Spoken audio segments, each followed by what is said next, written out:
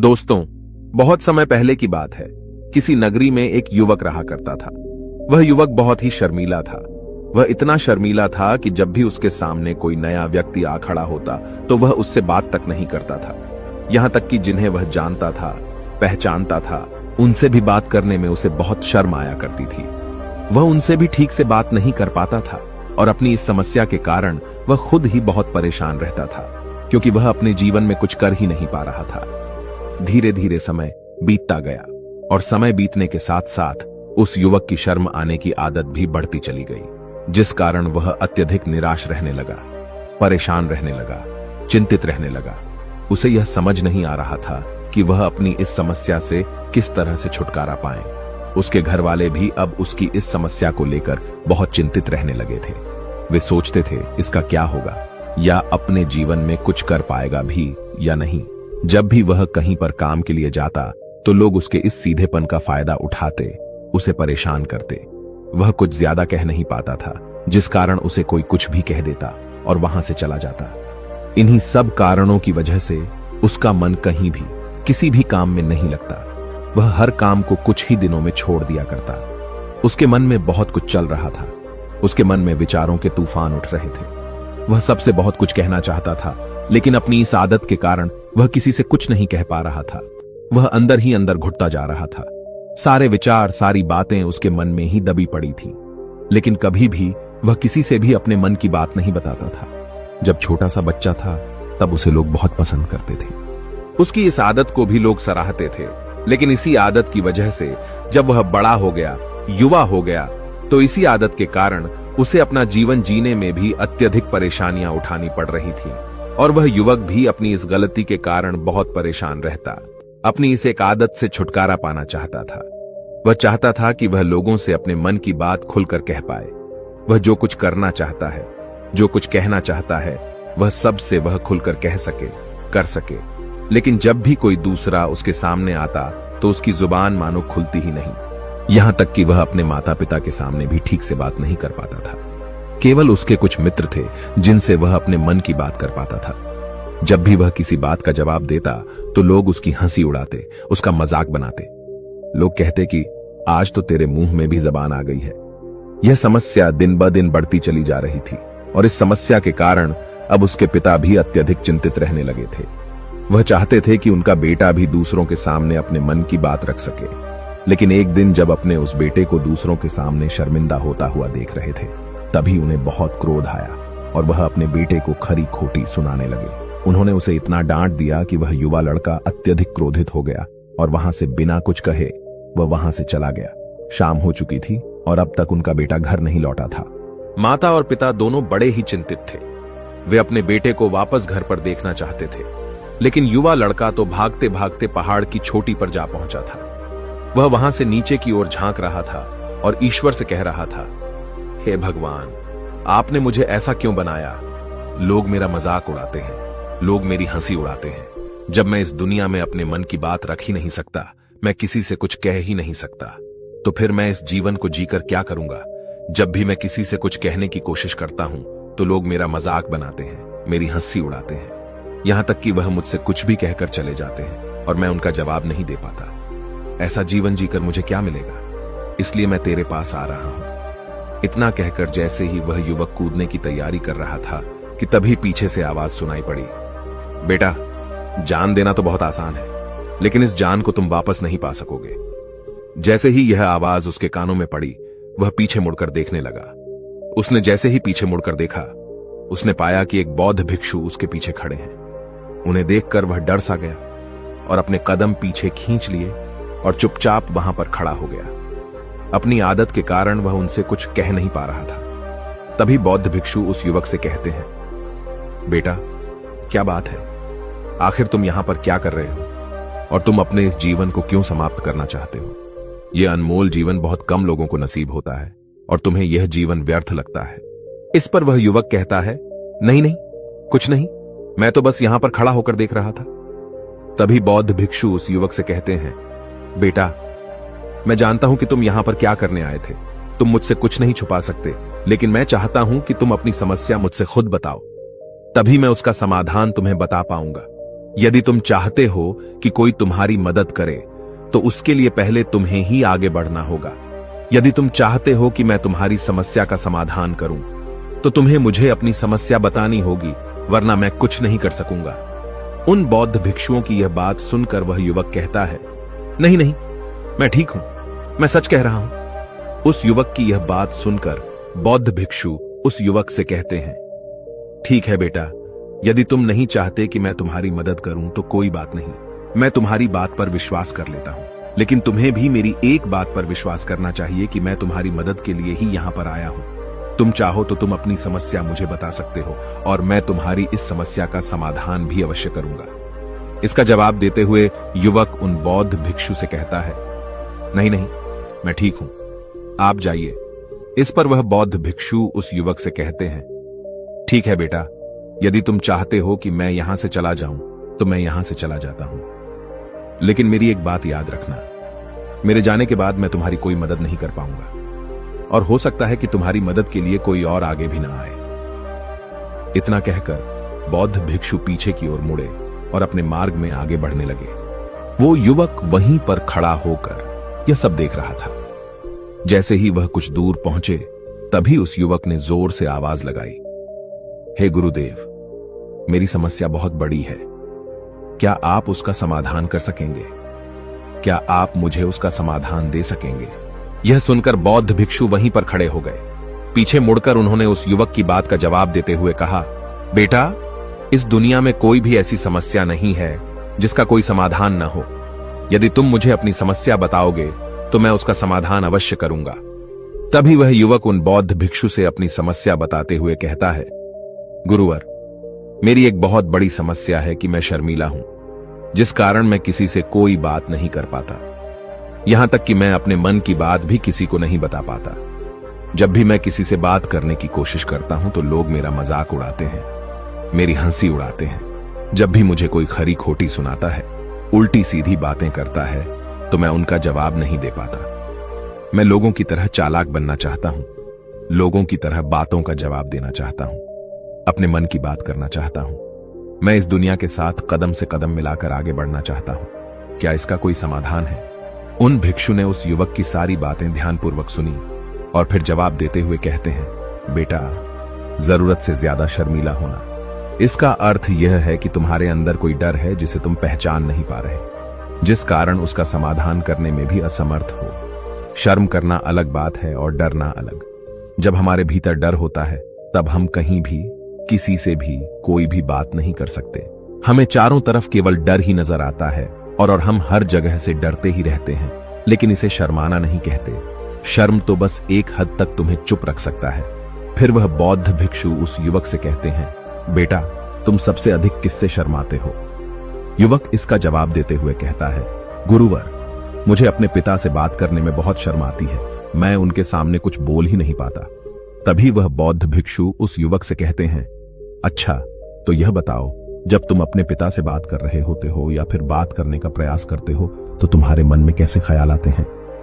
युवक इसका जवाब देते हुए कहता है, गुरुवर, जब भी मैं अपने पिता से बात करने का प्रयास करता हूं तो मुझे ऐसा लगता है कि मानो मेरे पिता अभी मुझे डांट देंगे, मुझ पर क्रोध करेंगे, मुझसे या नाराज हो जाएंगे, और कहीं ना कहीं मुझे यह भी लगता है कि मैं कुछ गलत बात ही करूंगा। यहां तक कि मेरे मन में ऐसे भी ख्याल आते हैं कि शायद मेरे पिता मुझसे प्यार ही नहीं करते। परंतु गुरुवर, आप कहते हैं कि शर्म अलग है और डरना अलग बात है, तो क्या कोई ऐसा उपाय है जिससे मुझे डर ही ना हो? क्या कोई ऐसा रास्ता है जिससे मेरे अंदर का यह डर पूरी तरह से समाप्त हो जाए? कृपा करके मुझे इस समस्या का समाधान बताइए। मुझे अपने इस डर से बाहर निकलना है। मुझे लोगों की तरह अपने इस जीवन को खुलकर जीना है। उस युवक की ये सारी बातें सुनकर बौद्ध भिक्षु उस युवक से कहते हैं, जाओ और अपने पिता से कहो कि मुझे कुछ काम करना है और उसके लिए मुझे आपसे कुछ धन चाहिए। यदि तुम उनसे धन मांगने में कामयाब हो गए तो मैं तुम्हें तुम्हारी समस्या का समाधान अवश्य बताऊंगा। वह युवक काफी घबरा गया। उसने उन गुरुवर से कहा, हे गुरुवर, मुझे यह कार्य न दीजिए, मैं उनसे कुछ नहीं कह पाता। उनके सामने तो मेरी बोलती तक बंद हो जाती है, मैं उनसे धन भला कैसे मांगूंगा? यह बात सुनकर बौद्ध भिक्षु उस युवक से कहते हैं, तब तो तुम्हारी समस्या का कोई भी समाधान नहीं है और न ही तुम कभी भी अपने जीवन को खुलकर जी पाओगे। यह बात सुनकर युवक उन भिक्षुओं से कहता है, गुरुवर, ऐसा न कहें, कृपा करके मुझे कोई और कार्य बताइए, कोई ऐसा कार्य जिससे मेरे अंदर का डर पूरी तरह से समाप्त हो जाए, कोई ऐसा समाधान बताइए। इसका जवाब देते हुए वह बौद्ध भिक्षु उस युवक से कहते हैं, बेटा, यदि तुम्हें अपने अंदर के डर को समाप्त करना है तो पहले तुम्हें मेरा यह कार्य करना होगा जो मैंने तुम्हें कहा है। वह युवक घबराकर काफी देर सोच विचार करने के बाद पूर्ण गुरुवर से कहता है, ठीक है, यदि आप चाहते हैं कि मैं इस कार्य को करूं तो मैं इसे करने का पूरा प्रयास करूंगा। इतना कहकर वह युवक अपने घर लौट जाता है। उसे देखकर उसके माता पिता बहुत खुश हो जाते हैं और वह युवक अपने पिता से डरते डरते कहता है, पिताजी, मुझे आपसे कुछ बात कहनी है। इस पर उसके पिता कहते हैं, बोलो, क्या बात है? युवक आगे कहता है, पिताजी, मैं कुछ काम करना चाहता हूं और उसके लिए मुझे आपसे कुछ धन चाहिए। क्या आप मुझे कुछ धन दे सकते हैं? इतना सुनकर उस युवक के पिता ने उसकी ओर ध्यान से देखा। काफी देर देखने के बाद वह खुशी से झूम उठे और तुरंत ही उन्होंने कुछ धन अपने पुत्र के हाथों पर रख दिया और कहने लगे, बेटा, इतना धन काफी है कि तुम्हें और चाहिए। इसके जवाब में वह युवक अपने पिता से कहता है, नहीं नहीं पिताजी, इतना काफी है, मैं इतने से काम चला लूंगा। वह युवक उस धन को लेकर तुरंत दौड़ा दौड़ा उन बौद्ध भिक्षु के पास लौटा और जो धन उसने अपने हाथों में ले रखा था उसे दिखाते हुए वह कहता है, गुरुवर, जैसा आपने कहा था, मैं धन लेकर आपके पास आ चुका हूं। मैंने अपने पिता से धन मांग लिया है। अब मुझे आप मेरी समस्या का समाधान बताओ। तभी बौद्ध भिक्षु उस युवक से कहते हैं, अरे इतनी जल्दी क्या है, अभी तो तुम्हें मेरे लिए एक और काम करना है, तभी मैं तुम्हें तुम्हारी समस्या का समाधान अवश्य बताऊंगा। और यदि तुम मेरे लिए इस कार्य को नहीं पूरा कर सके तो मैं तुम्हें कभी भी तुम्हारी समस्या का समाधान नहीं बताने वाला। तभी वह युवक उन बौद्ध भिक्षुओं से कहता है, हे गुरुवर, अभी तो मैंने आपके लिए एक काम किया है, अभी आप मुझे एक और काम करने के लिए कह रहे। तभी बौद्ध भिक्षु उस युवक से कहते हैं, हां, तुम्हें मेरे लिए एक और काम करना ही होगा। वह युवक एक बार फिर से काफी देर सोच विचार कर उन बौद्ध भिक्षु से कहता है, अच्छा ठीक है, बताइए, अब मुझे क्या करना है? इसके जवाब में बौद्ध भिक्षु उस युवक से कहते हैं, जाओ और यह धन जो तुमने अपने पिता से मांग कर लाया है, इस धन को वापस अपने पिता को लौटा दो और साथ साथ यह भी कहना कि पिताजी, मैं अभी काम नहीं करना चाहता, लेकिन जब समय आएगा तो मैं आपसे यह धन वापस ले लूंगा और उससे अपना काम पूरा करूंगा। यह बात सुनकर युवक एक बार फिर से ऊपर से नीचे तक पूरी तरह से कांप गया और कहने लगा, गुरुवर, आप मुझे कोई और काम सौंप दीजिए, मैं उसे जरूर करूंगा। लेकिन अब यदि मैं धन लेकर उनके पास वापस गया तो वह क्या सोचेंगे मेरे बारे में? मैं तो शर्मिंदा हो जाऊंगा उनके सामने। इसलिए गुरुवर, कृपया करके मुझे कोई और काम दे दे। तभी बौद्ध भिक्षु उस युवक से कहते हैं, बेटा, जो काम मैंने तुम्हें सौंपा है, तुम्हें उसी कार्य को पूरा करना होगा, अन्यथा तुम्हारी समस्या का समाधान मैं तुम्हें नहीं बताने वाला। काफी देर सोच विचार करने के बाद वह उन बौद्ध भिक्षु से कहता है, ठीक है गुरुवर, मैं वापस जाता हूं और यह धन लौटाकर मैं अभी आता हूं। वह तुरंत दौड़ा दौड़ा अपने पिता के पास वापस लौटा। उसने अपने पिता से कहा, पिताजी, मैं यह धन अभी नहीं लेना चाहता, अभी यह धन आप मुझसे वापस ले लीजिए। जब मुझे कोई काम पड़ेगा तो मैं आपसे यह धन वापस ले लूंगा। उसके पिता ने उस युवक की तरफ घूर घूर कर काफी देर तक देखा और फिर मुस्कुराते हुए कहने लगे, बेटा, मैं समझता हूं कि किसी भी काम को शुरू करने से पहले हमें उसके बारे में जानकारी इकट्ठा करनी चाहिए। उसके बारे में समझना जरूरी है। कब, क्या, कैसे और कब तक करना है, इसके बारे में भी हमें जानकारी लेनी जरूरी है। कोई भी काम ऐसे ही नहीं शुरू किया जा सकता। उसमें हम सफल होंगे या फिर नहीं, इसका भी अनुमान हमें लगाना पड़ता है। और जब हम इन सभी के बारे में सही जानकारी प्राप्त कर लेते हैं, तभी हमें धन लगाना चाहिए। मुझे बहुत खुशी है कि तुमने यह सही निर्णय लिया है। जब तुम्हें यह समझ में आ जाए कि जो कार्य तुम करने जा रहे हो वह तुम्हारे लिए उचित है, तब तुम चाहो तो मैं तुम्हें यह धन वापस लौटा दूंगा। युवक अपने पिता से यह सारी बातें सुनकर मन ही मन बहुत प्रसन्न था। उसने यह तो उम्मीद तक नहीं की थी कि उसके पिता हंसकर उसे इस तरह से सारी बातें समझाएंगे। वह मन ही मन यह सोच ही रहा था कि तभी उसके पिताजी उसके और करीब आए और अपनी उस युवा बेटे को गले से लगा लिया। जैसे ही उसके पिता ने उस युवक को गले से लगाया, उसको बहुत अच्छा महसूस हुआ। उसका आत्मविश्वास, उसका हौसला और बढ़ता गया। उसके बाद युवक वापस पुण्य गुरुवर के पास लौटा और कहने लगा, गुरुवर, जैसा आपने कहा था मैंने बिल्कुल वैसा ही किया है। मैंने धन अपने पिता को वापस कर दिया है। अब तो कृपया करके मुझे मेरी समस्या का समाधान बता दीजिए। तभी बौद्ध भिक्षु उस युवक की तरफ देखकर मुस्कुराते हैं और इस युवक से कहते हैं, बेटा, इतनी जल्दी क्या है? अभी तो तुम्हें मेरे लिए एक और काम करना ही पड़ेगा। वह युवक कहता है, महाराज, आप आखिर मुझसे बार बार इस तरह से काम क्यों करवा रहे हैं? क्या आपके पास मेरी समस्या का कोई समाधान नहीं है? कहीं आप मुझे बेवकूफ तो नहीं बना रहे?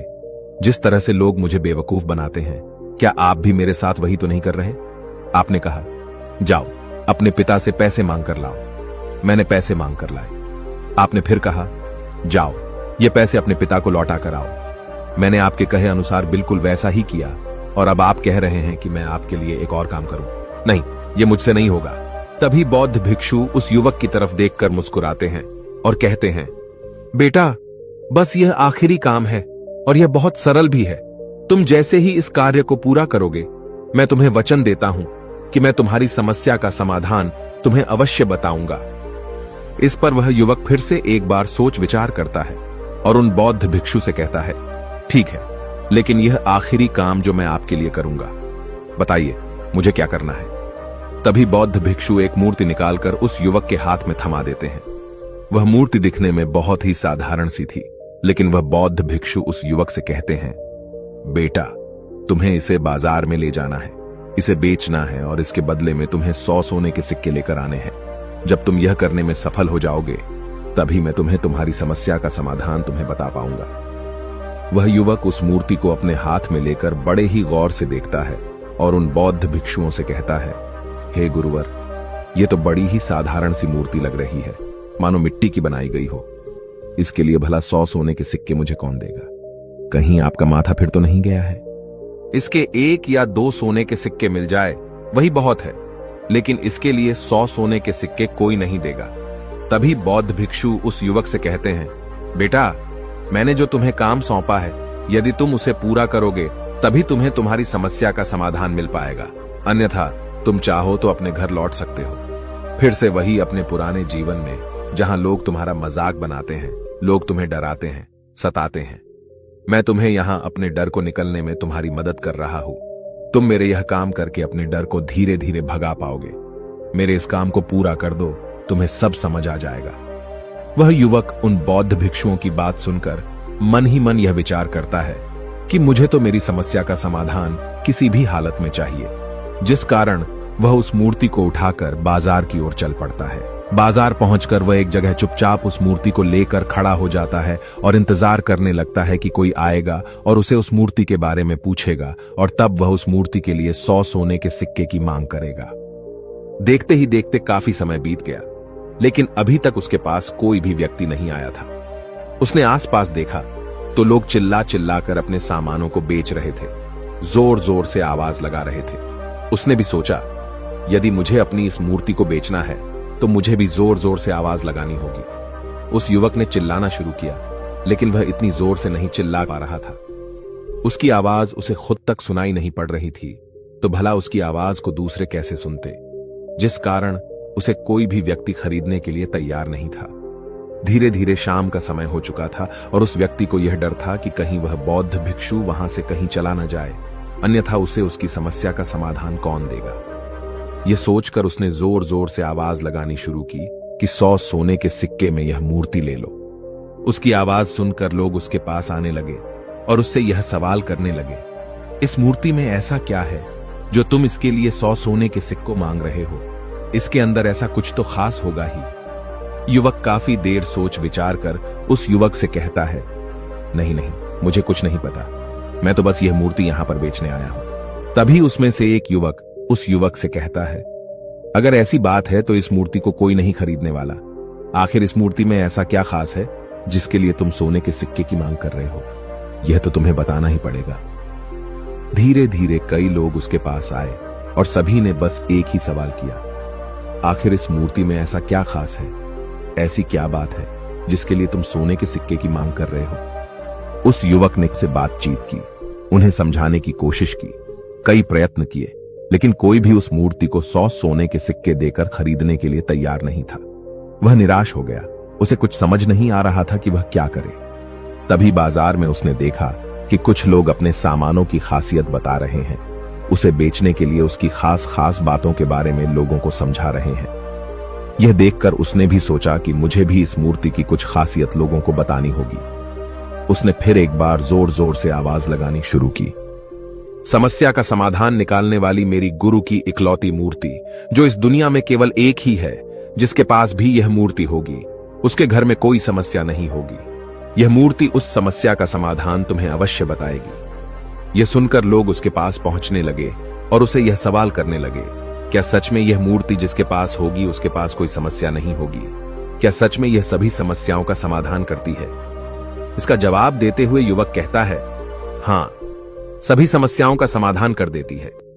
यदि आप इस मूर्ति को ले जाते हैं, आपके घर में कोई भी समस्या होगी तो उसका समाधान ये आपको अवश्य बताएगी। चाहे कोई भी समस्या हो, कैसी भी समस्या हो, कैसी भी परिस्थिति हो, आपको इसका समाधान अवश्य मिलेगा। इतना सुनने के बाद अब वही एक मूर्ति सबको चाहिए थी। उस मूर्ति के दाम लगाने लगे। कोई उसे 200 सोने के सिक्के तो कोई 400, कोई 600 तो कोई 1000 सोने के सिक्के देने के लिए तैयार था। उस मूर्ति की कीमत लगातार बढ़ती जा रही थी। जैसे जैसे लोगों को पता चलता जा रहा था कि यह मूर्ति लोगों की समस्या का समाधान करती है, लोग उसे किसी भी कीमत पर खरीदने के लिए तैयार हो गए थे। अब वह युवक भी आत्मविश्वास के साथ और जोर से चिल्ला रहा था। लोगों को उस मूर्ति के बारे में समझा रहा था, बता रहा था। अब उसके मन में कोई डर नहीं था।